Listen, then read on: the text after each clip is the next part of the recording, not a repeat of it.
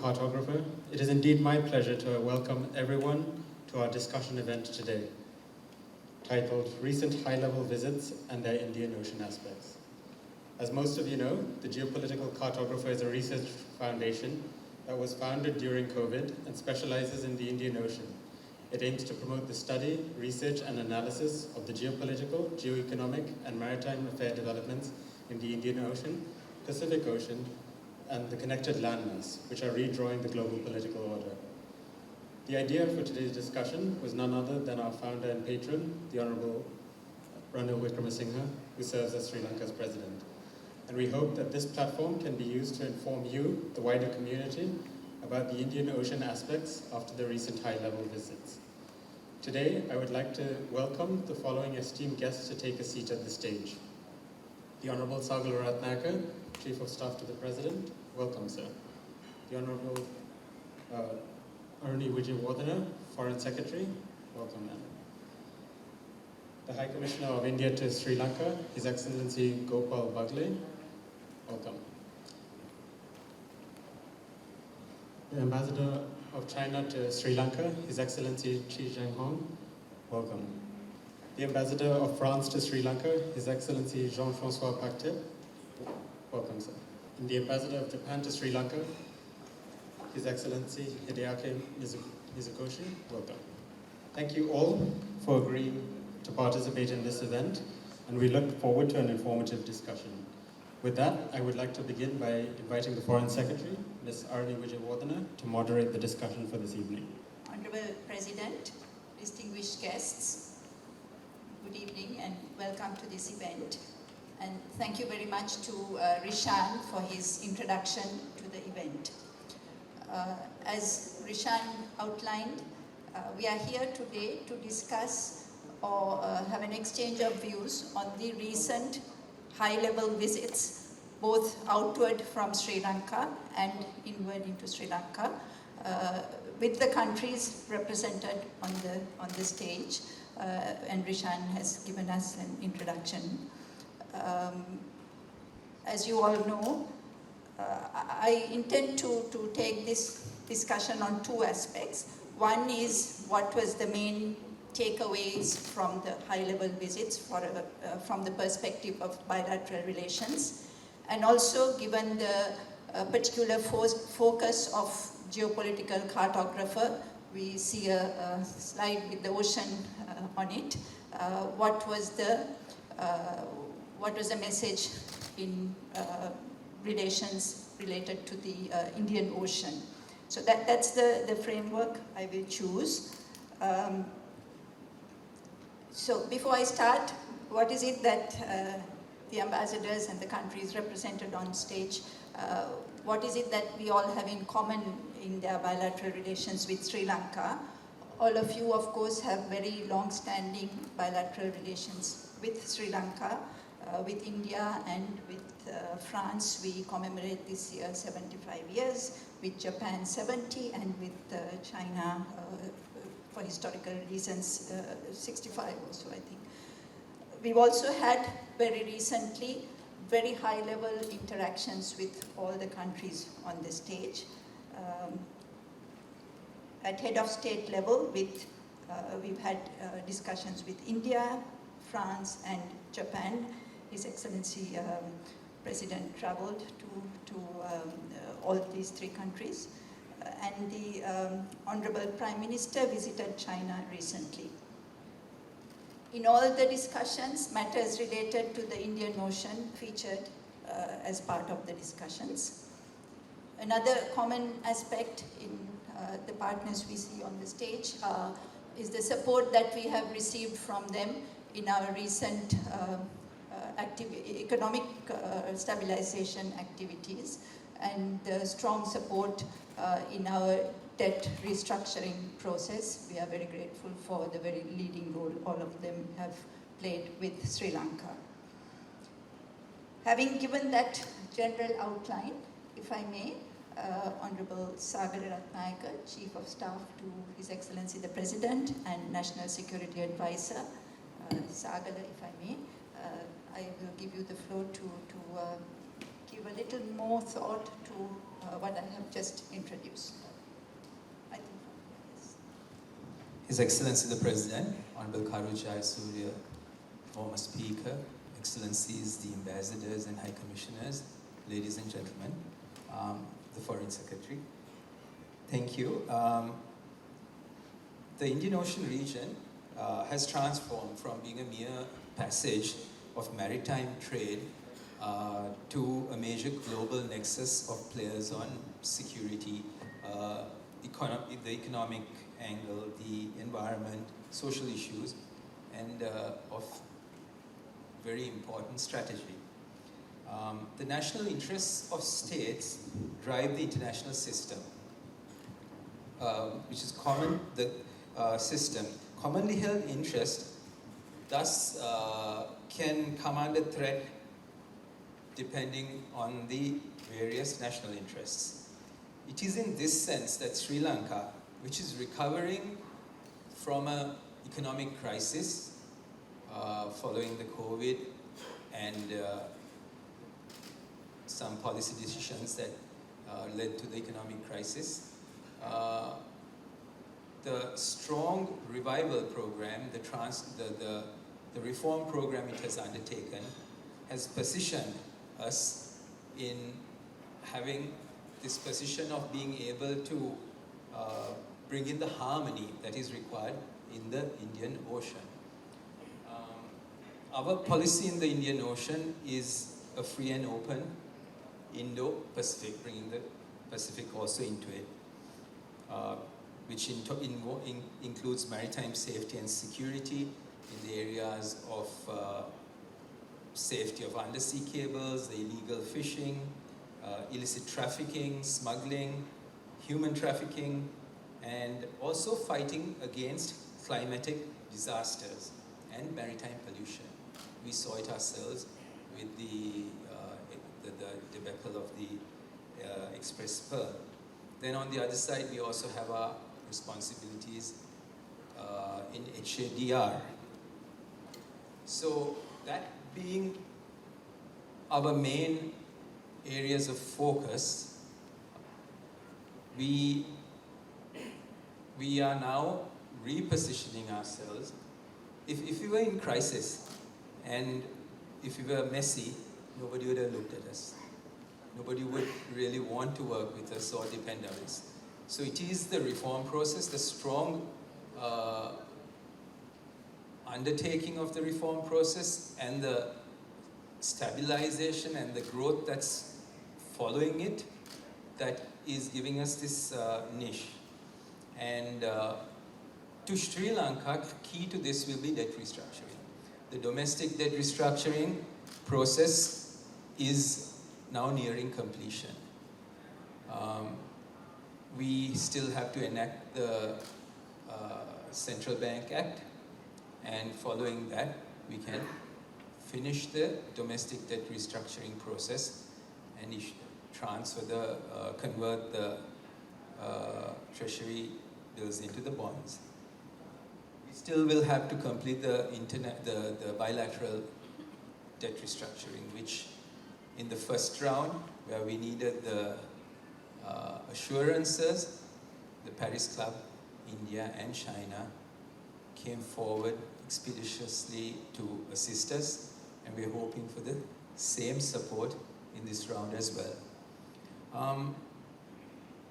It's with this background that all our visits and discussions and the visits to Sri Lanka, some of them very high level after a long time, that the discussions centered around that. Now, when His Excellency the President visited India, the discussions culminated with the issuance of a vision document. This vision document covered many of the things we discussed and how we work on it, connectivity being the main theme, and connectivity by air, sea, road, logistics in general, the economy, that is the trading currencies, the digital finance, energy security. There the connectivity would be a power grid, the pipeline for fuel, pushing both to Sri Lanka and out of Sri Lanka, giving that amount of flexibility. The food security, the high-tech agriculture, livestock and dairy in that area, and also tourism, India being a main stay in our tourism industry, and education, which the President always emphasizes. In all of this, there was emphasis by both leaders that the private sector should take the lead. That was the general trend of what we discussed and how the vision document goes when it comes to India. Then we had visits to Japan, plus the most recent was the visit by the Foreign Minister of Japan to Sri Lanka. There again, climate change and education were discussed, and also building confidence that Sri Lanka's reform process being successful will build the required confidence for Japan to come in and invest in Sri Lanka. Over the past few years, many Japanese investors and other contractors and private sector that is working here have had experiences which have concerns, and they would look at a fair amount of reform and stabilization and the laws in place to ensure the safety. Then with France, we had the visit of the President, which was quite an enjoyable evening at 2 o'clock, well, at midnight for 2 hours, at the airport, by the plane side, but 2 very efficient hours of discussion. A lot of discussion again on climate change, including the Climate Change University. And again, there we discussed setting up more cooperation in regional maritime safety, especially by setting up the School of Regional Maritime Safety and Security to be based in Trincomalee, but affiliated to the Kotalawala Defense University. The China visit was also a very high-powered visit, and the President is going to be visiting China very soon for the 3rd Belt and Road Initiative. His Excellency was there as the Prime Minister for the first visit, for the first Belt and Road as well. And when it comes to China, we have 2 large Chinese investments in Sri Lanka. One is the port city. The port city had its fits and starts of moving along. And right now we are in the process of consulting on finalizing the new laws for it. Those would be attractive to investors. Then we also have the Hambantota investment.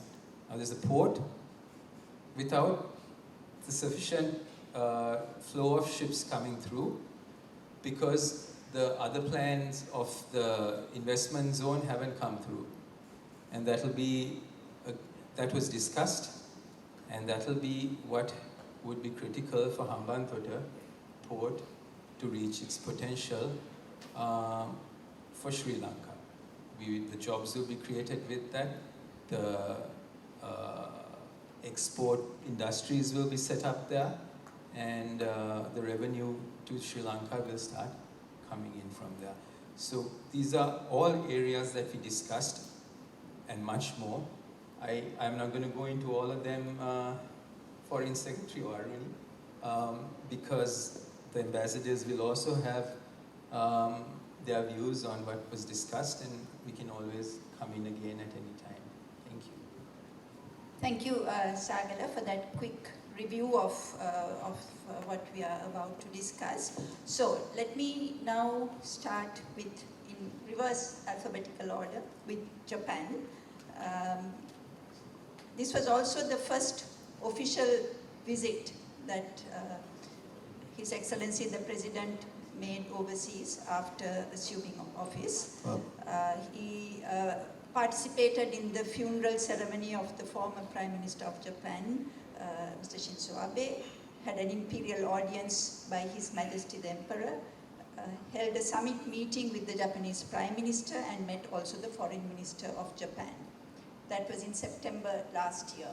And then in May this year, again, His Excellency the President went to address the 28th Nikkei Future of Asia conference, but he also had bilateral discussions with the Japanese Prime Minister, Fumio Kishida, Minister of Finance, and Minister of Foreign Affairs. Then, very recently in July this year, we had the inward visit by the Foreign Minister Hayashi to Sri Lanka. So all this was a very strong interaction between the two sides. His Excellency the President has talked about reset of our relations with Japan.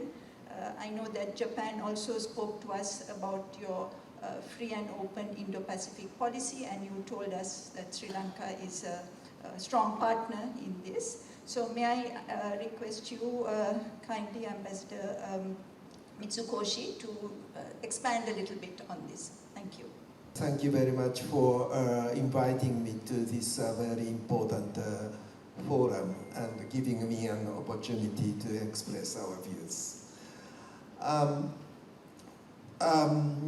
As has been introduced by Ms. Aruni Wijewardane, Secretary, there has been a very frequent high-level interactions between Sri Lanka and Japan since the current Sri Lankan government took office. And throughout these meetings, the number one topic has been how Japan can support Sri Lanka to overcome the economic crisis, including the debt problems. So these interactions at summit level and ministerial levels have been very instrumental in cooperating on these issues. The time that the President visited Japan for the funeral of the former Prime Minister, there was last September, just after the staff level meeting with IMF has been agreed. So it was a very good moment to discuss cooperation on the problem. And the second visit in May this year was just after the platform on debt restructuring, which are initiated by Japan, France, and India, have just been launched. So it was a start of another stage. So, and also it was a good opportunity for the President to explain to the Japanese Prime Minister about his reforms on the finance matters and also governance matters, which are very important to regain the trust of the Japanese government and business community to Sri Lanka. And also, not only the summit level meetings, President had the opportunity to speak to the media and also business leaders about his efforts of reforms on the Sri Lankan economy. I think that was a very important and timely visit to Japan. And on top of that, there was Foreign Minister's visit to Sri Lanka in July, and he had a very good opportunity to understand more deeply about what's going on in Sri Lanka. And as has been mentioned by the Foreign Secretary, another topic that has always been discussed is Japan's vision of free and open Indo-Pacific, FOIP. It is an important pillar of our diplomacy. The core principles of our FOIP is defending freedom and the rule of law and respect for diversity, inclusiveness, and openness. In March this year, Prime Minister Kishida announced Japan's new plan for FOIP.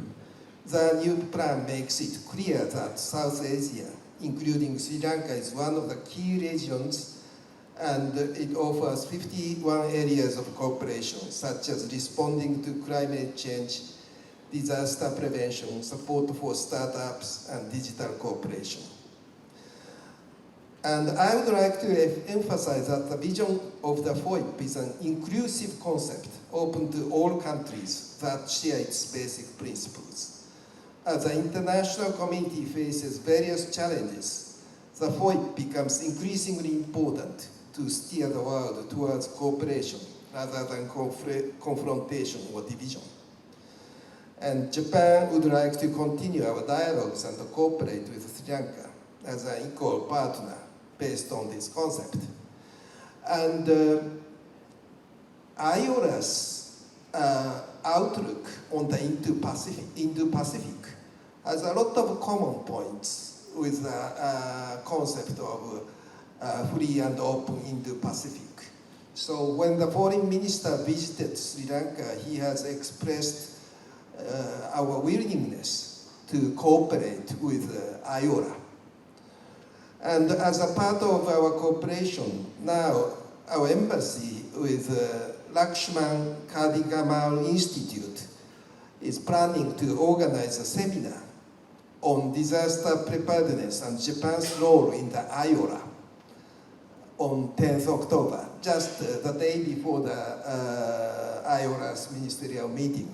So I hope that would be a first step in formulating concrete cooperation between Japan and Sri Lanka as president of IORA cooperation.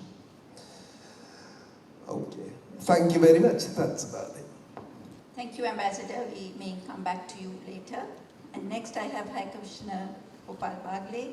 Congratulations on a very successful G20 summit. We all watched with amazement how it ended.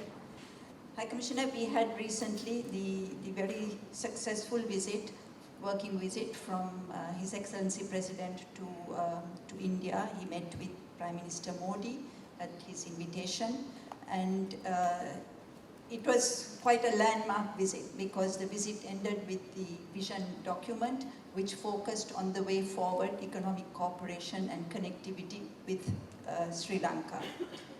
We also had, of course, last year prior to this visit, Minister of External Affairs Jaishankar visited Sri Lanka, and Foreign Minister Sabri visited India this year in March to attend the Raisina dialogue, again had discussions with the External Affairs Minister of India.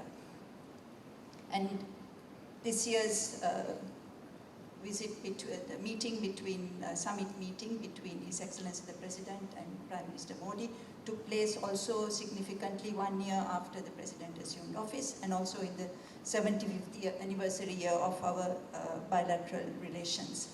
And at a forward-looking time, because Sri Lanka was recovering, also thanks to the significant assistance extended by India in solidarity with the situation we were in last year. We are looking forward to stabilization and recovery in the future. So let me ask you how you see, with this background, both the bilateral moment and also the Indian Ocean related perspective of India related to the Sagar policy, neighborhood first policy, and all this. Thank you. Your Excellency, the President, other dignitaries in the hall, on the dais with me, friends, ladies and gentlemen, it's a great privilege to be speaking to all of you here, especially in the august presence of the Honorable President and the former Speaker, Karuji. both of whom have been pillars of support to India-Sri Lanka relationship in many ways. I would dwell briefly, I actually don't have much to supplement in terms of the bilateral visit and its outcome beyond what Honorable Chief of Staff and you have mentioned. But three aspects I would just like to point out. Of course, the most important outcome of the visit of Honorable President is the connectivity document, and that sums up the vision. Connectivity is the keyword in all its dimensions. But if I could step back a little bit, as you mentioned, into the last year, now the present moment, and where do we go from here? I think the India-Sri Lanka bilateral relationship dynamics, in a sense, captures our vision and effort for cooperation for the entire Indian Ocean region and Indo-Pacific. If you look at it, in terms of the support that you very kindly mentioned, both of you, I think it's the scale and the speed which were quite unprecedented even for us. And in terms of going forward, I think the most important aspect right now is that as Sri Lanka comes out of a difficult situation, is on the path of economic recovery, stabilization, and then growth. And next door, as I always say, the intervening waters between India and Sri Lanka don't divide us, they actually bind us. Just a few nautical miles away, India is, in a sense, powerhouse of economic growth. So this rapid growth and transformation of India, its technological advancement, and Sri Lanka's own trajectory towards a sustainable growth now coming into future, it gives us an enormous opportunity to usher in prosperity not only for both the countries, but for the region as a whole, Indian Ocean region. And this is supplemented, this opportunity is very well supplemented by the unparalleled advantages that this relationship has. These advantages are not only of geographical proximity, but they are the advantages of civilizational ties, cultural connect, and mutual goodwill between the people of the two countries. I mentioned that this, in a sense, captures the effort of our cooperation for the Indian Ocean region.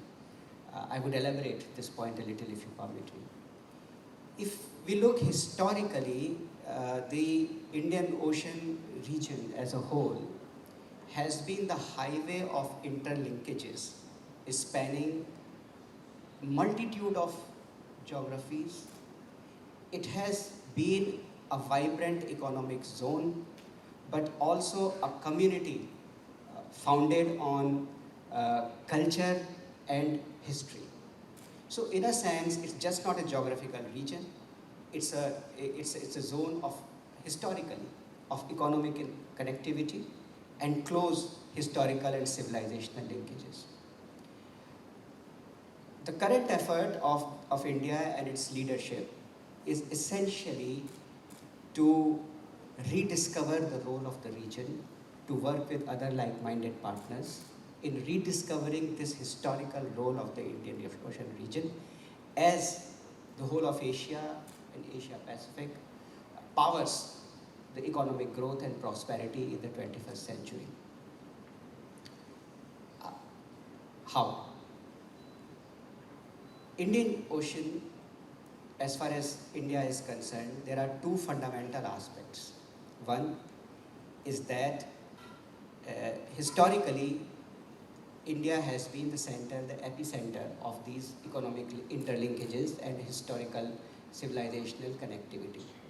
So we would like to be a facilitator in this region, facilitator of interlinkages. The second aspect, which would be very well familiar to this distinguished audience, is the doctrine of Sagar, S-A-G-A-R, security and growth for all in the region, propounded by Prime Minister of India in 2015.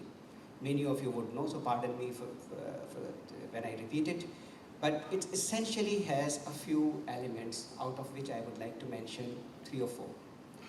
The first is ensuring a safe, secure and stable Indian Ocean.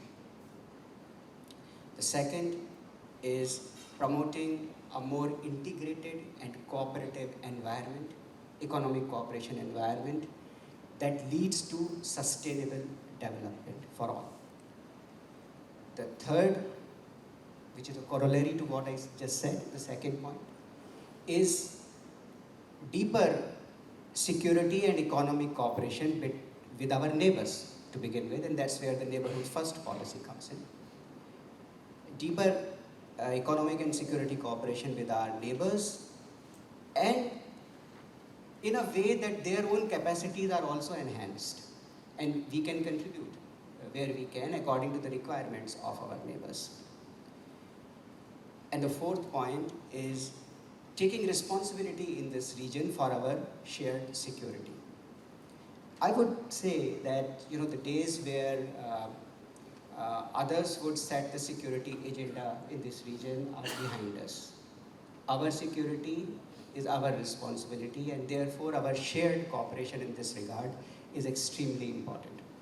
By ourselves, by India itself, we are prepared to take responsibility in this regard, to be the net security provider in the region, to be the first responder also in the case of HADR situations, emergency situations. But we know that this is not something we can do on our own. Countries of the region, the littoral states of Indian Ocean region, and I must compliment and congratulate Sri Lanka for the chairship of IORA this year, and we look forward to the events further down, maybe some of them just about a month away now. So that's a very important occasion on which Sri Lanka is the chair of IORA. And we are very privileged and we are very happy to work with Sri Lanka for promoting the objectives of IORA.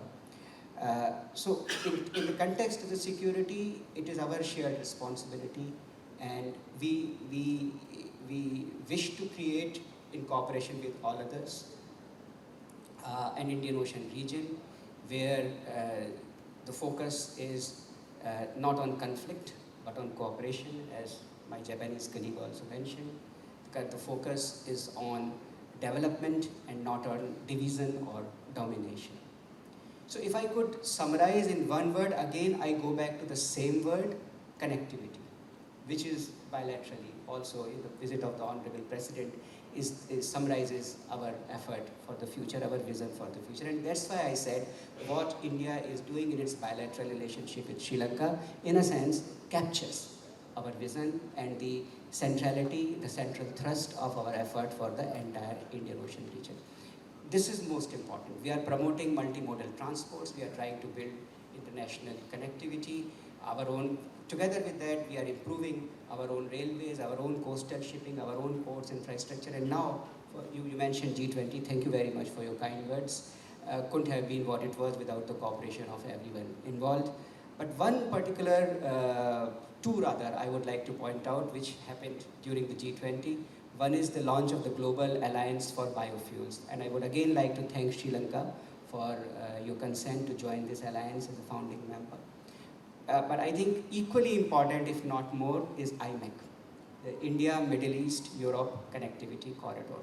That will be a game changer.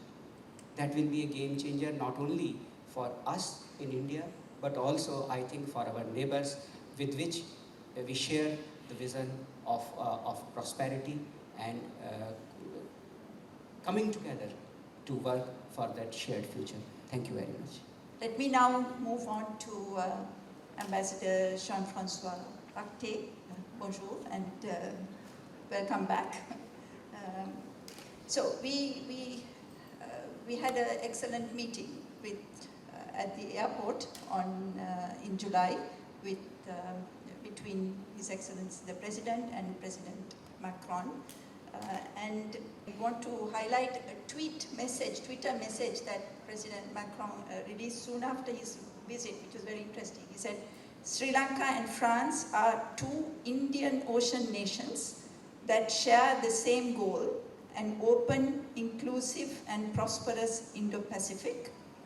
In Colombo, we confirmed it, strengthened by 75 years of diplomatic relations. We can open a new era of our partnership.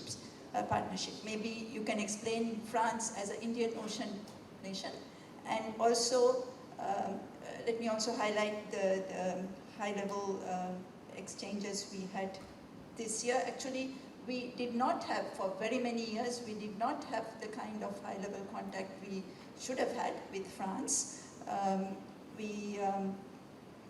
Foreign Minister Sabri met with the French Foreign Minister recently, and also I had discussions with my counterpart in the French Foreign Ministry. That was the first time we had Foreign Secretary level discussions, which was really very fascinating, and that set the stage actually for quite a significant meeting in Colombo between the two heads of state, and quite concrete follow-up actions which are bound to be extremely beneficial for both our countries going into the future.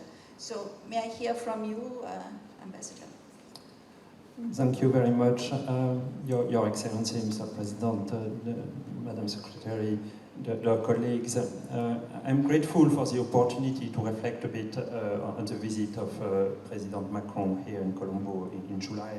And I'm happy you mentioned the tweet which he made, and this mention of France as a country, Indian Ocean country. Because I also said the same thing. It's always good for an ambassador to say the same thing as your president. Actually, I sometimes got a bit of surprise from people saying, France, an Indian Ocean country. We thought France was in Europe, and of course France is in Europe, but France is also, and I think that was an important part of the meeting, a country with territories in the Indian Ocean. And I'm not going to bore you with numbers, but let me give you just one. France, just like all maritime countries, has an exclusive economic zone in the sea. Do you know what part of the French exclusive economic zone is in the Indian Ocean? It is 30%, 30% of the French exclusive economic zone is in the Indian Ocean. So we have stakes. And actually we are the only European country, EU country, to be present and to have this kind of stakes. So that means we also have specific issues related to the Indian Oceans. Defense, trafficking, sustainable development, many political issues, and that is actually this situation and the fact that France is also a country with stakes in the Indian Ocean is the basis for our call for an open, inclusive and prosper Indian Ocean. So that was one of the key parts for us of the visit, I think, and the assessment that we have common stakes with Sri Lanka, and that increasing cooperation with Sri Lanka is in our common interest. And that was one of the takeaways, I think, and one of the elements of the visit of President Macron.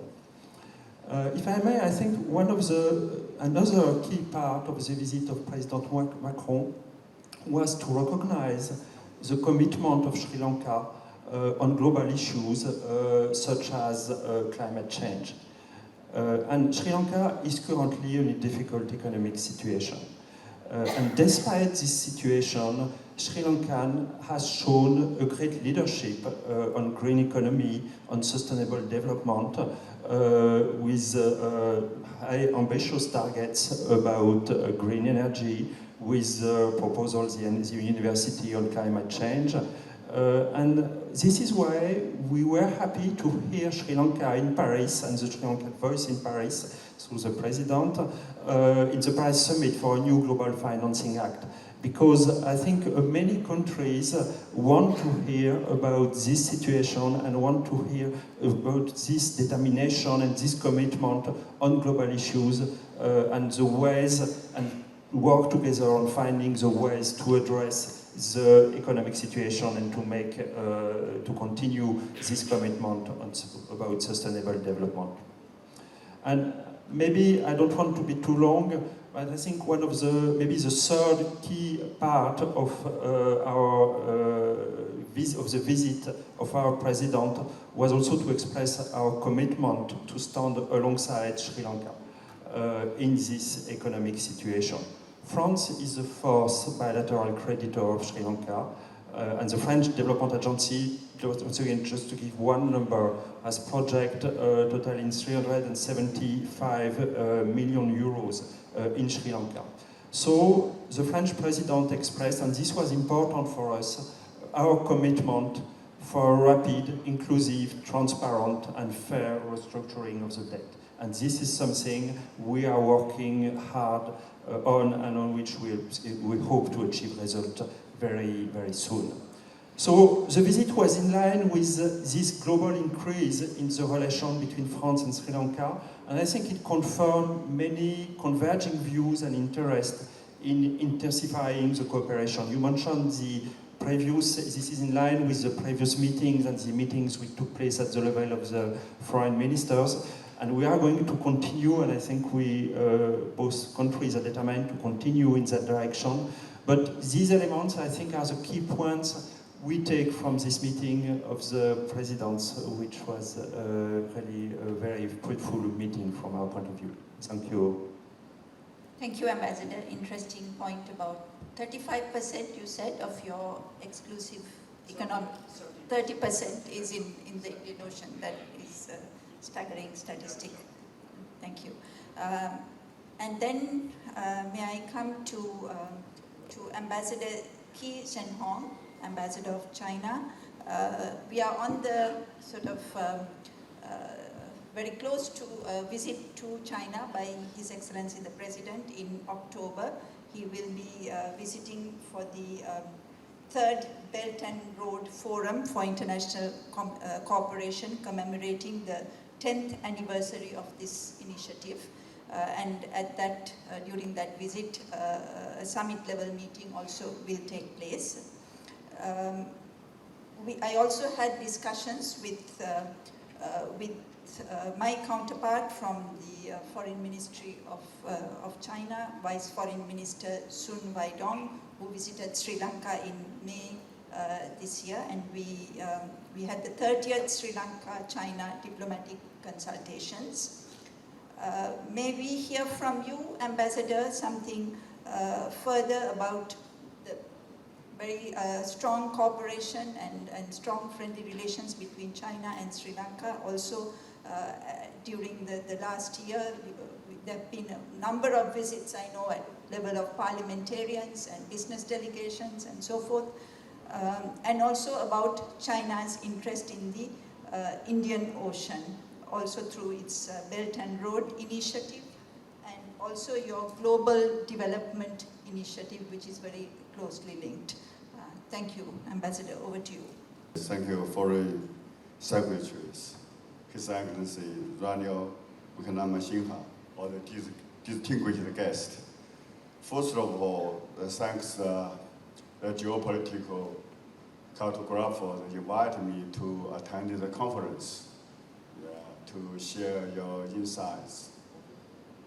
I would like to highlight that after the COVID-19 pandemic, China has been the country with the closest high-level exchanges with Sri Lanka. Just as you mentioned, last month, His Honorable Prime Minister and Speaker visited China respectfully. The next month, the President Ranil Wickremesinghe will attend the third Belt and Road Forum for International Cooperation. This is a very historical event in the development of bilateral relations between our two countries. Our government and people attach a great importance to this visit. So besides the high level, the bilateral exchanges, many ministers visit China, and China minister also visit Sri Lanka. Yeah, so the relations are very tight. And China is also the largest foreign investment and the fastest growing number of the tourists to Sri Lanka. So please allow me to make some important addition to the recent level exchanges between our two countries. The first point I want to say is Indian Ocean regions. as we all know, Indian Ocean is the second largest ocean in the world. Sri Lanka have a unique geolocation in the region and play important role in the regional affairs. But I want to emphasize that the vast majority of the Indian Ocean region are developing countries and face the same development goals task as China. However, changes of the world of our times of history are unfolding right now in ways like never before, which needs to rapid growing uncertainty, instability, and practicability. So we should make this, and this background, the region, the Indian region is immune. So I think all the countries, regardless of size or location, should take a broad view and do more think about the future of humanity while pursue one's own interest. So in one word, we must choose solidarity over divisions, cooperation over confrontation, and inclusiveness over exclusion. Only by doing so can we maintain the Indian Ocean peace, stability, and prosperity. The second point is for the regional data issues.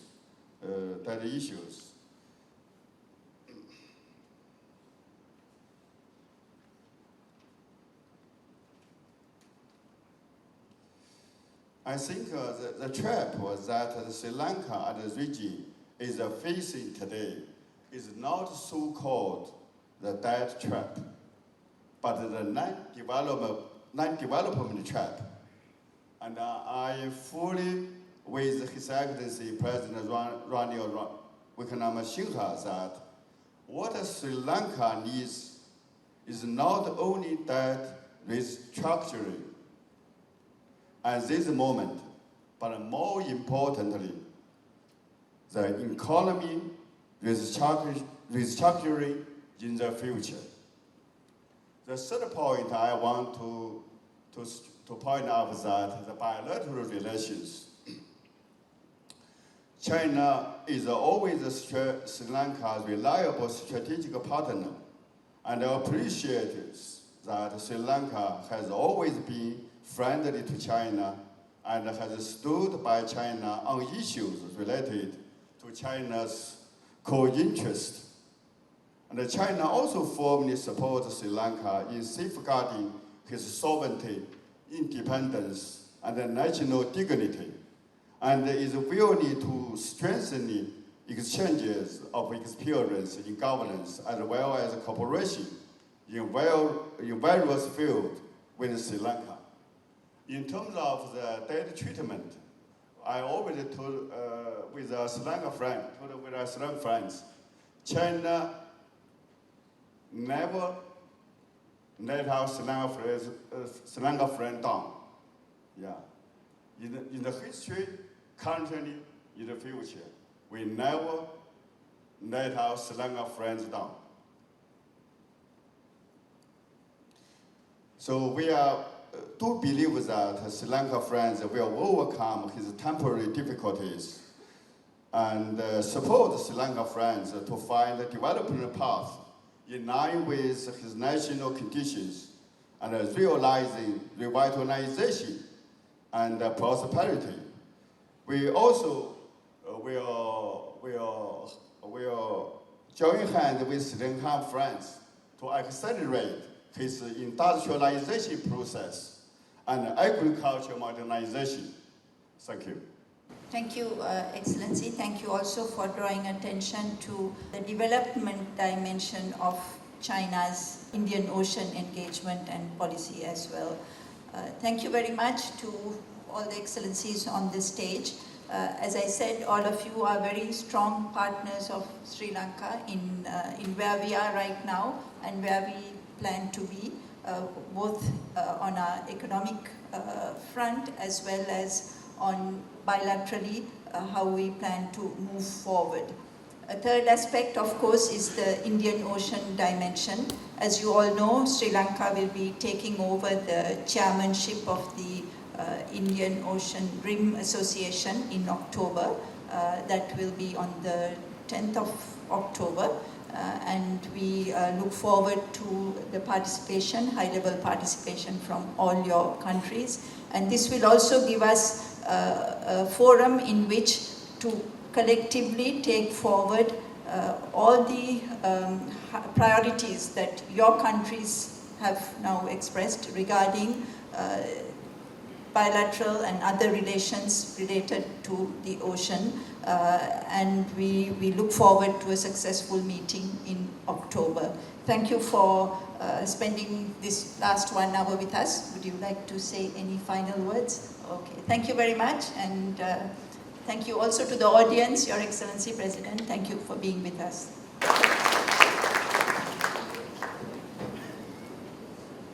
With that, I would like to thank our panelists for their insightful and informative contributions. And we'd like to present them with a token of appreciation. So if I can call upon our directors, Rear Admiral Jagat Ranasinghe, retired, and Chayanka Wickramasinghe. The Honorable Sagala Ratnayaka, Chief of Staff to the President.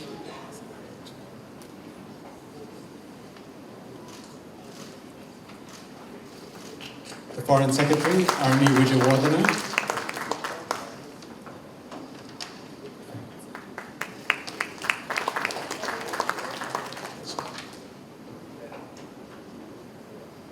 His Excellency, the High Commissioner of India to Sri Lanka, Gopal Baglay, thank you.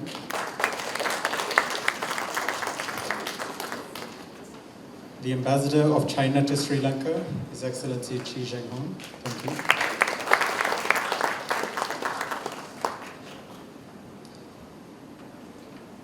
The Ambassador of France to Sri Lanka, His Excellency Jean-François Pactet.